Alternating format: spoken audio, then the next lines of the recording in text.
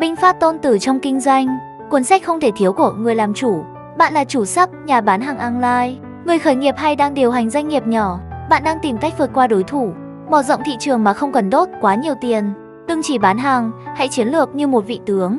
Cuốn sách này sẽ giúp bạn áp dụng 13 thiên binh pháp tôn tử vào từng tình huống kinh doanh thực tế. Tấn công, phòng thủ, rút lui đều có chiến lược rõ ràng. Biết cách nắm thời cơ, đọc vị thị trường, hạ gục đối thủ một cách thông minh. Không cần nguồn vốn khổng lồ, chỉ cần tư duy đúng, bạn vẫn có thể vượt lên dẫn đầu. Tại sao nên đọc cuốn sách này? Nếu bạn cảm thấy mình đang loay hoay trong kinh doanh, nếu bạn muốn hiểu đối thủ, biết mình trăm trận trăm thắng, nếu bạn muốn xây dựng một chiến lược kinh doanh khôn ngoan, bền vững và không bị cuốn theo số đông, thì đây là cuốn sách dành riêng cho bạn.